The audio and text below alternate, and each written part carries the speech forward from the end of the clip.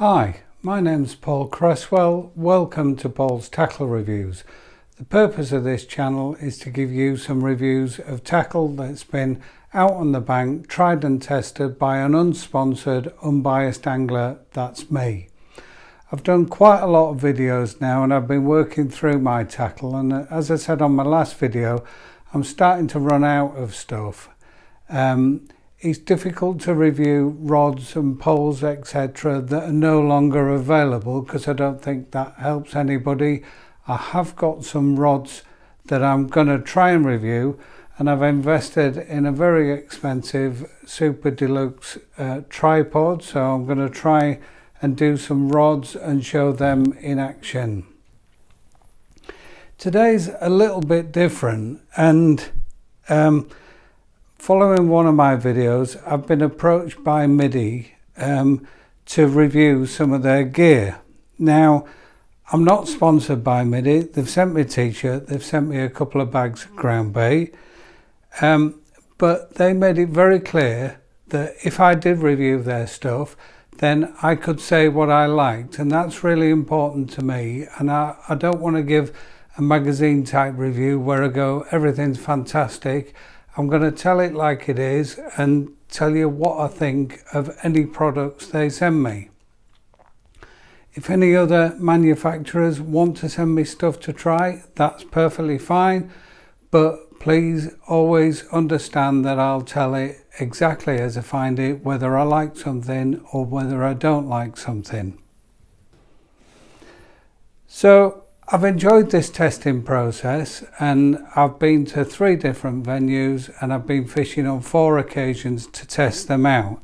So they've sent me 2 bags of Groundbait, and this is the Adrenaline Groundbait, which is part of Middy, and they do this in 4 colours, and it's quite new to the market, and I think they're trying to push it out there. We've got the red krill and the betaine green. They were the 2 I chose. They also do a black one called F1 Noir, and they do a yellow Scopex as one. But they gave me a choice, and I said I'll go for the red and the green. The first thing you can tell, and there's a little window in the bag, is that these are very fine ground baits. And there's a load of blurb on the back, and apparently it's been double ground or whatever, but it is a really super fine ground bait. And it says on the back that it's 70% pellets, pellet based, and then there's obviously other things in there as well. So let's look at the red one, and the first thing I'm going to say is, over the years, I've not been a fan of red groundbait, and some of my mates have caught loads in it, and every time I try it, I've just got no confidence in it. We've all got our own personal preferences. We all like doing things certain ways. So when I got the option, I thought, no, I'm going to try the red one and see how it goes. So the first thing is the smell of this groundbait, and when I opened it, I thought, that's unusual, and I couldn't really place it, and I have got quite a good nose. And what I'll say is there's a smell of a kind of bakery in there, and if I was being really poncy, I'd say a bit like a French boulangerie. There's some sweetness in there, but there's definitely some biscuit kind of things in there, but there's still a strong pellet base. So I've used it as a method groundbait, and I don't very often just fish pure groundbait on the method. Quite often it's 50-50 with pellets or various combinations, but I have tried it as that.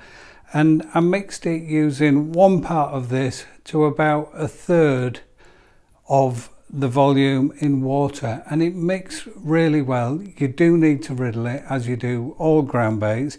But what I found, I used the Preston ICS system, and I used their molds, and this stayed on brilliantly. I never got stuck in the mold.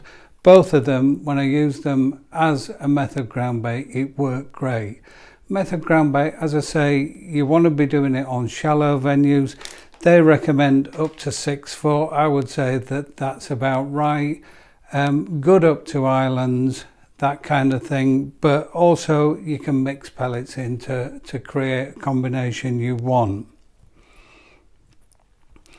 I caught an awful lot of fish with this. Now, I might have caught an awful lot of fish with what I normally use.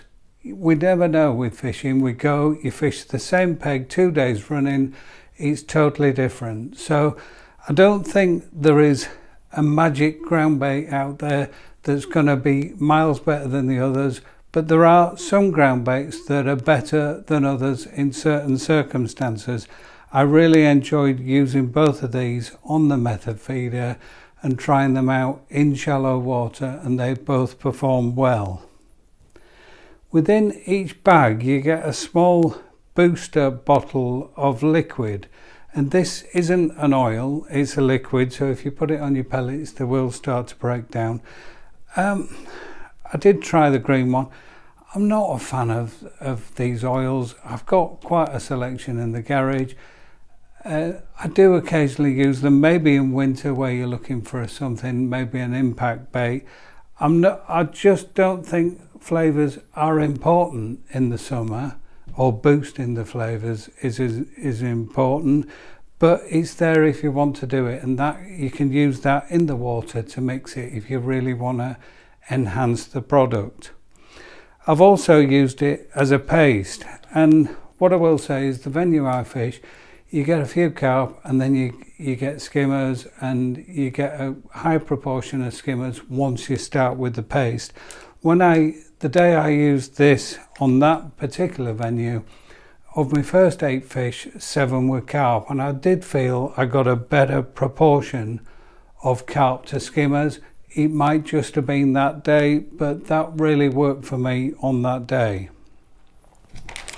Going on to the green, and I do like green ground baits and I do use them regularly.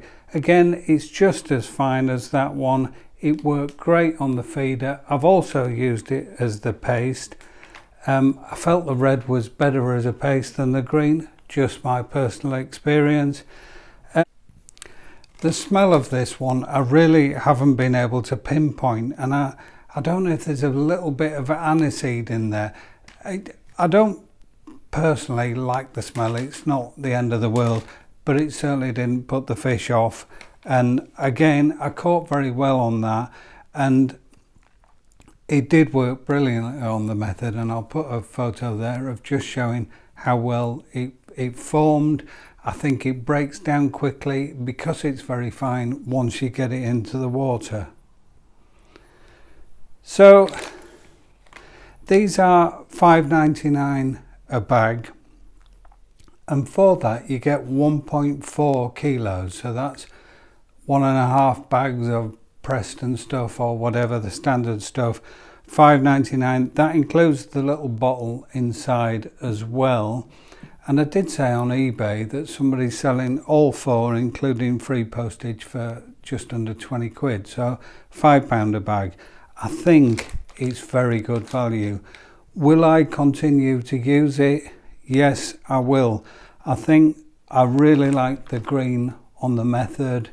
It works well as a pure ground bait, but also mixed with the pellets. I like the colour, I like the way it disperses. I think if I'm using ground bait with or without pellets on the method, I'm going to use the green. Really easy to mix, and I've never had a problem with it in the mould. The red, I think, is going to become my go-to paste, and I've really enjoyed using the red. And I've caught some really big skimmers on another venue using the red. I'm going to put a really short video up now about how to make paste, and I make it quite firm in the video because you can adjust it on the bank side, but I'll put that video now so you can see that. So what I'm going to show you now is a fairly straightforward way of making paste. Now you don't need kitchen scales, but I'm just going to use the scales to show you how little ground bait you need to use to get this right. What I recommend when you're making paste is you always measure your ingredients so you can get things about right. So I'm quite happy to do this the night before, even a couple of days before I go fishing. And I find if you put a lid on the tub and put it in the fridge, the paste actually comes together really well. So I'm not looking for the perfect mix now because I'm not doing it on the bank, but I'm going to make a mix that's good and then you can adapt on the bank. So let's put the scales on and let's zero the scales. So I've got my little cream tub there, and that's how I'm going to measure how much ground bait I'm putting in.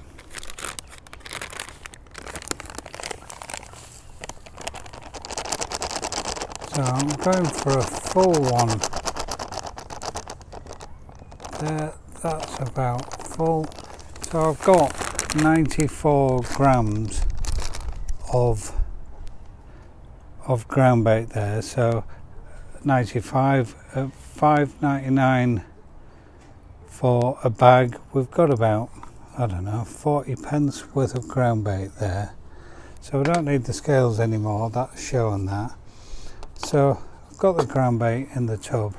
What I'm going to say is don't do 1-to-1, do about 80%, 90% of the volume, and then you've got something to work with. It's more difficult if you over wet paste to add ground bait to get it right than it is to under wet it and then add a bit more water on the bank. So I'm pouring that in. Now, two reasons you use a spoon. One is it's a right mess and it gets all over your hands. The other thing is when you use a spoon you can get right in the corners. I like to do a bit of cooking. I'm quite keen on making sure everything gets combined. So you're giving it a really good stir, getting in all the corners because you don't want a claggy bit of ground bait there. You can already see that it's starting to come together. I'm getting everything mixed in.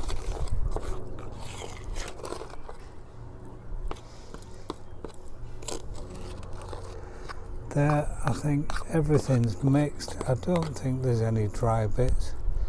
So I'm going to leave the spoon in. I'm going to put it there so it doesn't sit in the sun, and then I'll come back in about 20-25 minutes and we'll have a look at what it's like.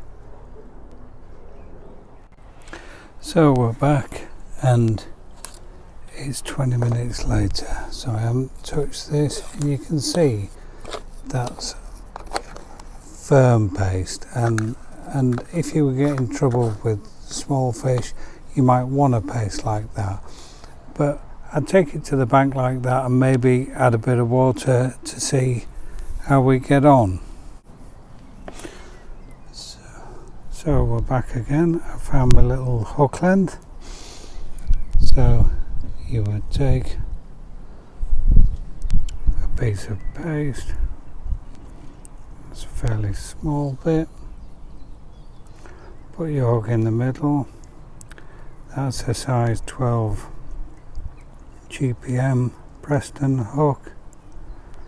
Put that, ship it in with your cup and then drop it in, and we'll just let the video run.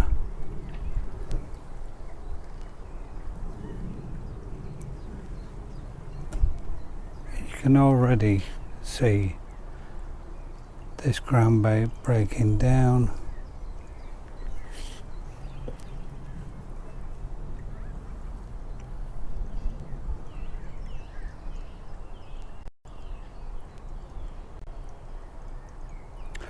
As you can see, it starts to break down fairly quickly.